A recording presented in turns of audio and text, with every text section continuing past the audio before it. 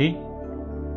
Pop தாதா எந்த ஒரு குழந்தைக்கும் அறிவு புகட்ட விரும்பினால் முதலில் சொமான் நிலையை கொடுத்து பிறகு அறிவுரை வழங்குகிறார்.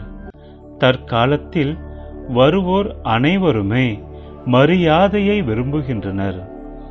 ஏனெனில் உடைந்து துண்டாகி போனவர்களுக்கு பெருமை மரியாதை தேவைப்படுகிறது. எனவே முதலில் அனைவருக்கும் மரியாதை தாருங்கள், பிறகு அறிவு புகட்டுங்கள். எப்படி மருத்துவத்தில் அறுவை சிகிச்சைக்கு முன்னால் மயக்க மருந்து கொடுத்து அனைத்தையும் மறக்கச் செய்கிறார்கள், அதுபோல முதலில் மதிப்பு தந்து நஷாவில் இருக்கச் செய்யுங்கள். பிறகு எவ்வளவு அறுவை சிகிச்சை செய்ய முடியுமோ அவ்வளவு செய்யுங்கள், அதாவது அறிவு புகட்டுங்கள். இது போன்ற சம்ஸ்காரத்தை நீங்கள் நிரப்பிக் கொள்ளும் போது உலகமே உங்களுக்கு மரியாதை தரும்.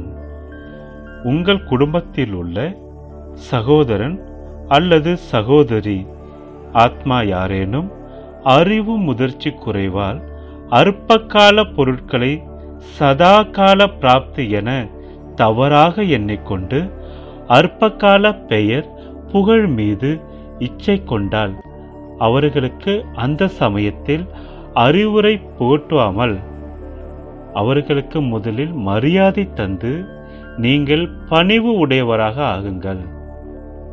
அறிவு வளர்ச்சி இல்லாத குழந்தை எப்படி ஆபத்தான பொருளை கூட பொம்மை என்று கருதும். அந்த சமயத்தில் வேறு ஏதேனும் அந்த குழந்தைக்கு தந்து அதன் கவனத்தை திருப்ப வேண்டும். இது போன்றே இம்மாதிரி சமயத்தில் நேரடியாக அறிவுரை கூறி புருஷார்த்த வாழ்க்கையிலிருந்தே அவர்கள் விலகிவிட காரணமாகிவிடக் கூடாது. எனவே இந்த மாதிரி சமயத்தில் யுக்தி யுக்தாக நடந்து கொண்டு பரோபகாரியாகி மரியாதை தந்து மன்னித்து விட்டு பிறகு அவர்கள் தெளிவான பின்பே அவர்கள் தான் செய்தது தவறு என்று உணர்த்த வேண்டும். இம்மாதிரி பாப்தாதாவை போல மற்றவர்களுக்கு மரியாதை தந்து மன்னித்து விட்டு பிறகு அறிவு புகட்டுங்கள். அப்பொழுதுதான் விரும்பிய பலன் கிடைக்கும். நல்லது.